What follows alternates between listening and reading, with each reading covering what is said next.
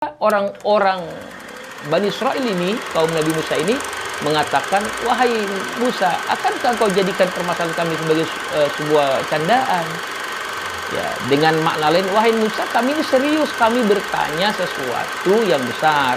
Kenapa engkau Tuhanmu hanya memerintahkan kepada kami untuk menyembelih seekor sapi betina? Bismillahirrahmanirrahim.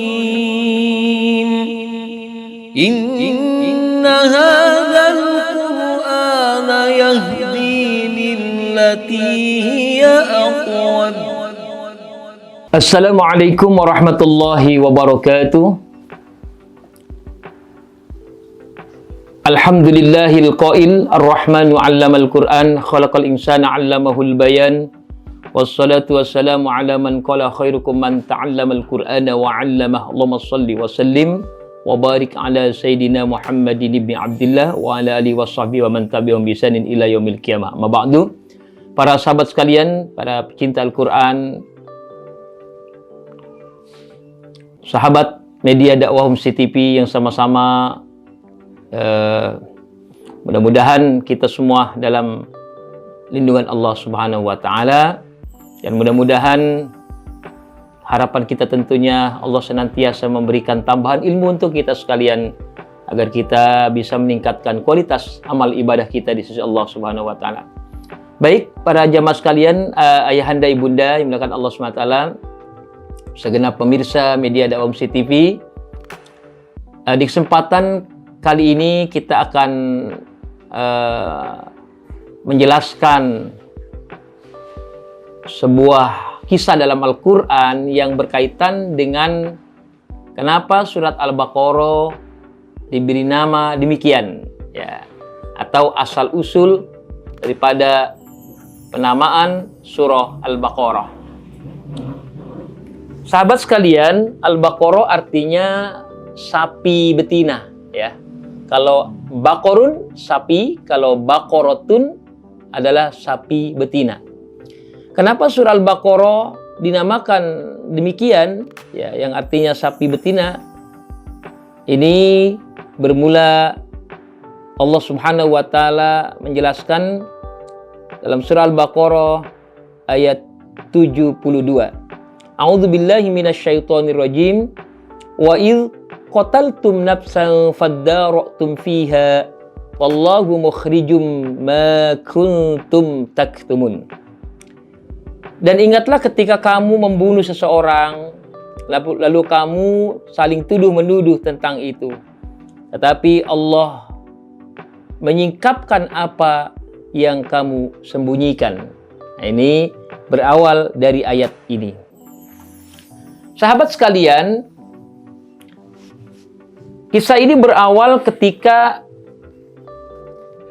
orang-orang dari golongan Bani Israel, ya, mendatangi Nabi Musa alaihissalam, merupakan nabinya, ya, mendatangi Nabi Musa alaihissalam. Ada beberapa orang, ya, mereka datang kepada Nabi Musa alaihissalam dengan tujuan untuk mendapatkan solusi atau mendapatkan jawaban atas satu perkara, satu masalah yang mereka hadapi, yaitu ada di antara keluarga besar mereka mati, dan matinya adalah dengan dibunuh, ya, mati dibunuh, ya, seperti itu.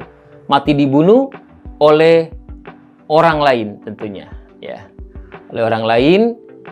Dan akhirnya karena tidak ada bukti yang menunjukkan siapa yang pelaku daripada pembunuhan keluarga ini, maka mereka sepakat untuk mendatangi Nabi Musa alaihissalam untuk menanyakan permasalahan tersebut. Kemudian Nabi Musa alaihissalam berkata, ya, ini dalam surah Al-Baqarah ayatnya 67, ya. Wa idh qala Musa liqaumi innallaha ya'murukum an tadhbahu baqarah. Qalu atattakhiduna huzwa? Qala a'udzu billahi an akuna minal jahilin.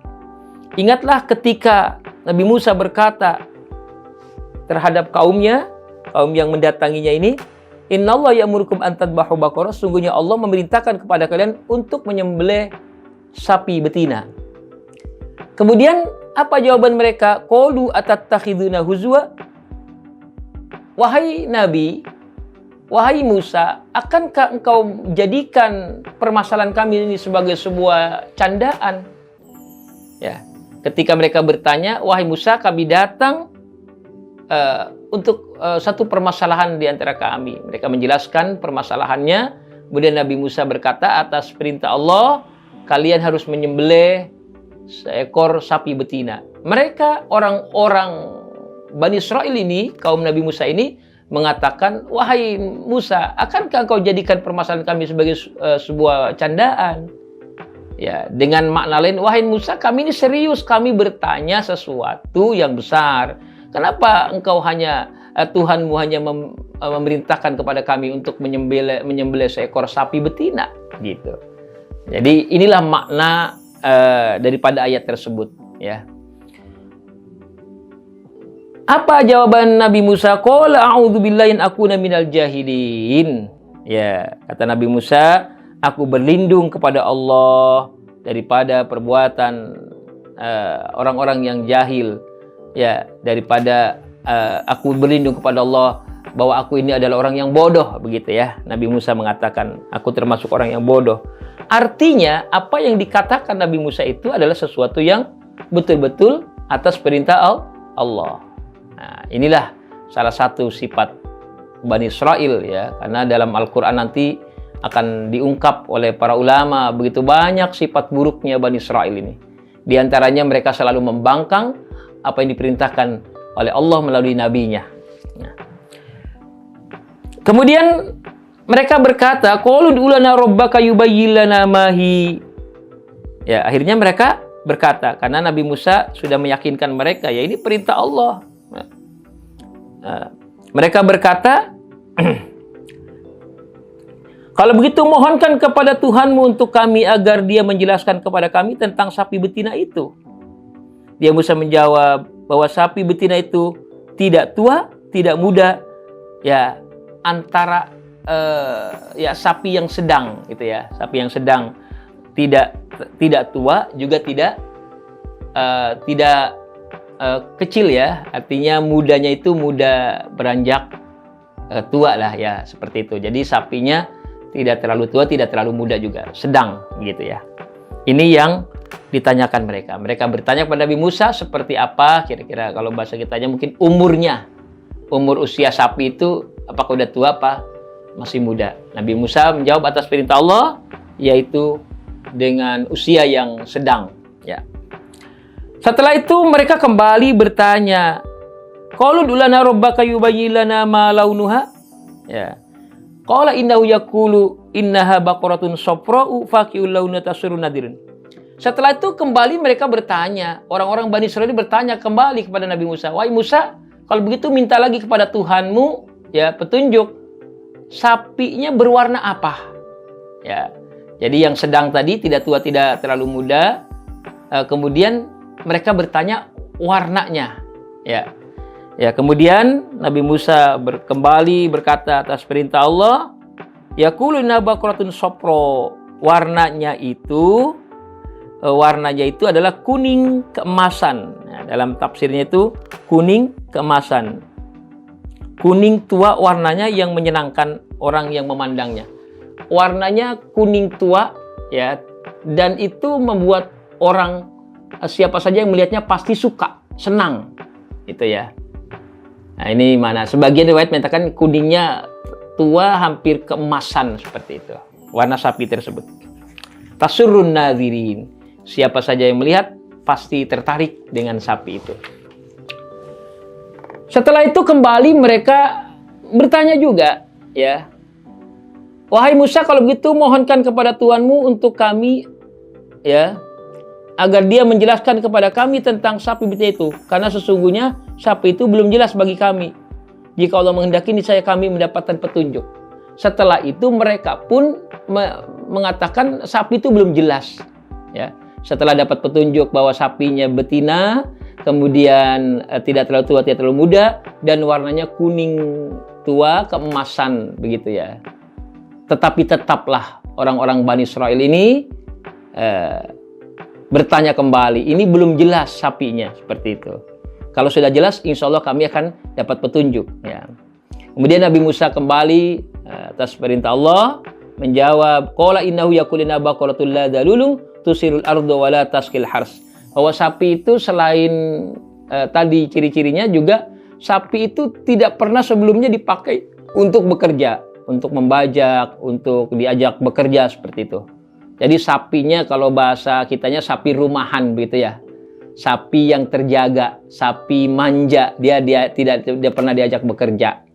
Ya begitu. Sapinya cakep, nggak pernah diajak, belum pernah disuruh bekerja seperti itu. Musallamatul la syiyata fiha. Ya, selain tidak pernah diajak bekerja, ya untuk mengairi tanaman, jadi dijadikan untuk membajak ya. Kemudian tidak berwarna belang, jadi warnanya tetap cakep, nggak ada belang-belangnya. Ya. Nah, barulah kemudian mereka berusaha untuk mencari tersebut. Nah, apa yang terjadi para sahabat sekalian? Ketika mereka berusaha untuk mencari keberadaan sapi yang sesuai dengan ciri-ciri yang telah dijelaskan oleh Nabi Musa, sesuai dengan keinginan mereka, nah, atas pertanyaan-pertanyaan mereka, maka akhirnya ternyata mereka tidak menemukan sapi yang sesuai dengan ciri itu. Ya, yang betina, tidak tua, tidak muda, warnanya kuning menyenangkan, dan tidak pernah dipakai untuk bekerja. Ya, seperti itu. Ternyata mereka tidak mampu untuk mendatangkan sapi tersebut. Para sahabat sekalian kan Allah Subhanahu wa taala, kita beralih kepada kisah yang sama di tempat yang tidak terlalu jauh dari tempat tersebut, ya di negeri yang sama, di wilayah Bani Israel saat itu. Ya, ada sebuah kisah seorang ibu yang mempunyai anak laki-laki yang masih kecil ya, belum terlalu dewasa, dan anak ini, ibu dan anak ini sudah tidak memiliki keluarga, ya artinya anak ini yatim, ayahnya sudah meninggal, jadi hidup mereka berdua. Nah, kemudian satu waktu ibunya berkata, wahai anakku, ayahmu sudah tidak ada dan uang belanja kita sudah habis ya. Ayahmu tidak menyisakan banyak, tidak mewariskan banyak harta. Ada satu harta ayahmu ya, yaitu sapi. Ya, maka diambillah sapinya. Kata ibu, wahai anakku, kamu jual sapi ini ya. Kamu bawa ke pasar yang untuk mencukupi kehidupan kita, karena sapi ini adalah satu-satunya warisan ayahmu. Maka juallah ke pasar. Akhirnya anak ini menurut. Ya, berapa harga sapi yang harus ayah jual, ibu? Begitu. Kemudian ibunya mengatakan, ya jual dengan harga sekian. Ya, harga sekian ini sebutlah kalau harga sapi di kita misalnya yang sedang 20 juta, ya 20 juta nak. Kamu jual sapi kita ini dengan harga pasaran 20 juta, begitu ya. Maka akhirnya kemudian anak ini membawa sapi tersebut ke pasar. Sampai di pinggir pasar dia mulai menawarkan dagangannya, yaitu sapi itu untuk kepada siapa saja yang barangkali ingin membelinya. Datanglah seorang laki-laki yang sudah agak tua. Dia datang kepada bertanya kepada anak penjual sapi tersebut, wahai anakku, ini sapi kamu mau jual berapa? Nah, begitu. Kemudian anak tersebut mengatakan, ibuku menyuruh menjual sapi ini 20 juta. Ya. Ini arti 20 juta itu sebutlah uang kita sekarang ya, dengan kisaran seperti itulah kira-kira ya harga sapi umumnya. Jadi 20 juta. Ya. Tetapi kemudian orang tua ini mengatakan, bagaimana kalau aku tawar 19 juta? Ya, 18 juta atau 19, bagaimana? Anak tersebut mengatakan, ibuku menyuruh aku menjualnya dengan harga 20 juta. Nah, maka akhirnya sampai sore ternyata tidak ada seorang pun yang menawar sapi tersebut. Ya. Akhirnya anak ini kembali membawa sapinya ke rumahnya. Dia ceritakan kepada ibunya, "Ibu, satu-satunya orang yang menawar sapi kita adalah seorang bapak. Dia menawar dengan harga 19 juta." Ya. Terus kata ibunya, "Kenapa tidak kau jual, nak?" Ya. 20 menjadi 19 itu satu yang biasa. Anak itu berkata, "Ya, ibu mengatakan kepadaku agar aku menjual 20 juta. Nah, maka singkat cerita, kemudian ibunya mengatakan, "Kalau begitu besok, kalau ada yang menawar 19 juta atau 18 juta mungkin di bawah itu, kamu jual saja, nak." Akhirnya dibawa kembali esoknya, si anak itu kemudian datang lagi ke pasar dan berjumpa kembali dengan laki-laki yang kemarin. Ya, seorang bapak yang menawarnya kemarin. Kemudian bapak ini mengatakan, "Wahai anakku, kalau begitu sekarang aku akan beli sapimu ini dengan harga 20 juta. Nah, seperti yang kemarin kamu minta." Apa jawaban daripada anak ini? "Ibuku mengatakan seandainya 19 juta atau 18 juta, boleh aku jual." Begitu. Nah, silahkan dijual, kata ibuku seperti itu. Akhirnya tidak terjadi kesepakatan kembali, ya, karena orang tua ini mengatakan, "Ya, aku mau beli 20 juta." Ya. Para sahabat sekalian, bahkan orang tua ini menaikkan harganya, ya, dengan harga yang lebih, ya, di atas 20 juta. Ya, dia mengatakan, "Ini sapimu ternyata bagus, aku berani, ya, di atas 20 juta pun berani." Kemudian si anak itu bersikukuh bahwa ibunya mengatakan harganya ya 18 juta atau 19 juta saja. Kemudian tidak terjadi keputusan di sana. Maka anak ini kembali membawa sapinya setelah sore tidak ada lagi yang menawarnya. Maka kemudian ditanya oleh ibunya, ya kembali anak itu mengatakan, "Yang bapak kemarin dia berani bilang 20 juta atau lebih. Nah, aku mengatakan ibuku menyuruhku 19 juta atau 18 juta saja." Seperti itu. Jadi sehingga tidak aku jual. Nah, ibunya sedikit tersenyum tentunya dengan kepolosan putranya ini, ya.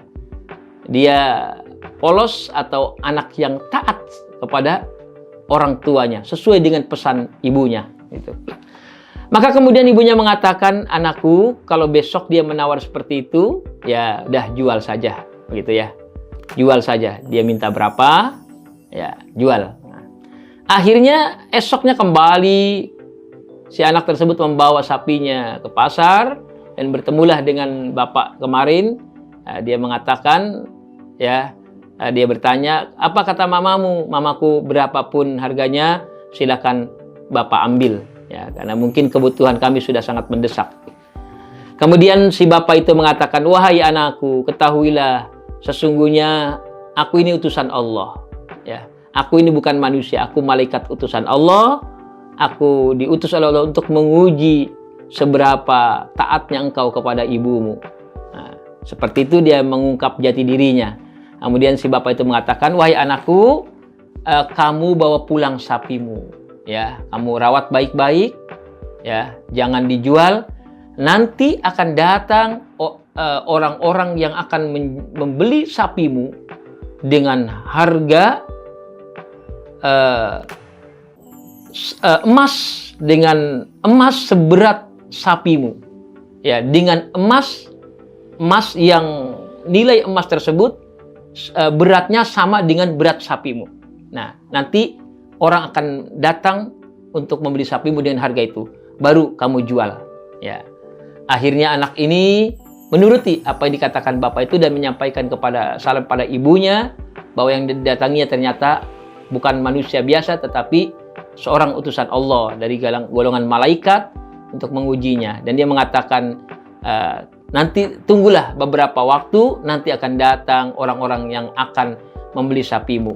Jangan kau jual kecuali dengan harga sapimu itu dengan harga emas yang bobotnya sama dengan bobot sapi ini. Nah, seperti itu yang dijelaskan oleh malaikat yang diutus Allah untuk memberikan penjelasan terhadap ibu dan anak ini. Maka kemudian atas perintahnya ini, kemudian ibu dan anak ini merawat sapinya baik-baik, ya, bahkan sapi itu dilepaskan di tengah hutan dalam satu riwayat. Dia akan pulang malamnya, sehingga hampir tidak ada orang yang bisa melihatnya. Setiap kali ada orang melihat, sapi itu akan menghindarnya. Seperti itu. Menjadi seperti sapi yang liar di hutan. Dan dia akan pulang pada sore harinya. Begitu. Seperti itulah kehidupan daripada sapi tersebut. Para sahabat sekalian, tidak berapa lama kemudian betullah datang sekelompok orang dari golongan Bani Israel. Kenapa demikian? Karena orang-orang Bani Israel yang mencari sapi yang sesuai dengan diwasiatkan oleh Nabi Musa tersebut, ternyata mereka tidak menemukan. Sudah mencari kemana-mana, ternyata mereka tidak menemukan. Ya. Maka kemudian Nabi Musa atas petunjuk Allah mengatakan, wahai kalian, kaum Bani Israel, kamu sapi yang kalian cari itu ada. Dia ada satu, pemiliknya berada, disebutlah kampungnya, disebutlah namanya, ya, seperti itu atas petunjuk Allah Subhanahu wa taala. Maka kemudian mereka mendatangi rumah daripada si ibu dan bapak itu sesuai dengan petunjuk Nabi Musa, dan mereka menginginkan sapinya, ya, untuk dibeli.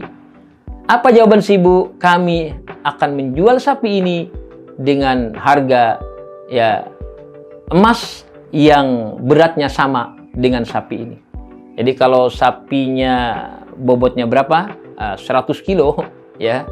Kalau sapinya bobotnya 100 kilo atau 150 kilo, maka seberat itulah emas yang harus dikeluarkan sebagai alat bayarnya, begitu ya. Harganya seperti itu. Akhirnya karena orang-orang Bani Israil ini merasa sangat menginginkan permasalahannya selesai, ya, mereka menempuh cara yang diberikan oleh Allah melalui Nabi Musa alaihissalam. Maka mereka akhirnya mau tidak mau membeli harga sapi tersebut dengan harga tersebut, ya. Kalau kita perhatikan, mungkin orang yang meninggal dunia ini, orang yang mati ini dari keluarga besarnya ini adalah orang yang kaya raya, ya, orang terpandang mungkin, ya, sehingga kematiannya yang menjadi rahasia siapa yang membunuhnya itu penting untuk diketahui, sehingga berapapun biaya untuk mendapatkan penjelasan dari masalah itu mereka akan membayarnya. Nah, maka akhirnya mereka membeli sapi itu dan dibawalah sapi itu, ya. Dikisahkan bahwa ibu dan anak ini yang mendapatkan rezeki besar dari Allah adalah orang-orang yang soleh, bapaknya orang yang soleh, dan mereka juga adalah keluarga yang soleh, taat kepada Allah, ya, hingga Allah berikan rezeki yang besar terhadap mereka. Para sahabat sekalian akan Allah Subhanahu wa taala, kemudian setelah sapi itu dibelinya, dibawa sapi tersebut di hadapan Nabi Musa, ya. Nabi Musa kemudian memotong sapi tersebut, ya. Setelah dipotong, fakul nadribuhu bi ba'dihha, ayat 73-nya, kadzalika yuhyillahul mauta wa yuriikum ayatihi la'allakum ta'qilun. Ya, lalu kami berfirman, pukullah mayat itu dengan bagian dari sapi itu. Demikianlah Allah menghidupkan orang yang telah mati, dan dia memperlihatkan kepadamu tanda-tanda kuasanya agar kamu mengerti. Nah, ini ayat 73-nya menjelaskan, setelah sapi itu dipotong, ambil bagian. Dalam tafsir dijelaskan bagian yang dimaksud dari bagian sapi itu adalah lidahnya. Sapinya dipotong, kemudian lidahnya diambil. Dan lidah itu fakul nadribu bi ba'dihha. Kamu pukul, ya, dipukulkan ke wajah orang yang sudah meninggal ini, ya, ke wajah atau ke bagian tubuhnya, pokoknya dipukulkan dengan lidah sapi yang sudah dipotong itu. Nah, Begitulah cara Allah menghidupkan orang sudah mati. Akhirnya orang yang sudah mati ini hidup kembali. Ya, hidup untuk ditanya, diinterogasi, apa penyebab kematiannya? Siapa yang melakukannya? Nah, begitu. Akhirnya orang meninggal ini hidup kembali ini, kemudian dia bercerita, ya, siapa yang membunuhnya, ya, apa motifnya, kenapa dia harus dibunuh. Ya, ternyata yang bunuh adalah salah satu dari keluarga besar mereka. Ya, motifnya tidak lain adalah harta warisan. Ya, karena yang mati ini disebutlah tadi adalah seorang tokoh, ya, di kalangan mereka, sehingga meninggalkan banyak harta warisan. Hingga harta warisannya menjadi rebutan seperti itu, ya. Maka dibunuhlah dia dengan tujuan orang yang membunuhnya ini daripada keluarga besarnya ini mendapatkan harta warisan. Ayat yang dimuliakan Allah Subhanahu wa taala, inilah asal usul kenapa surat Al-Baqarah disebut surat Al-Baqarah yang artinya sapi betina. Kenapa? Karena di dalamnya ada kisah tentang pembunuhan, ya, tentang bagaimana sapi itu didapatkan dan kemudian bagaimana cara Allah menghidupkan orang yang sudah mati dengan kehendaknya. Mudah-mudahan kita bisa memahami, ya, apa yang kita jelaskan di kesempatan kali ini. Demikian akhir kata. Assalamualaikum warahmatullahi wabarakatuh.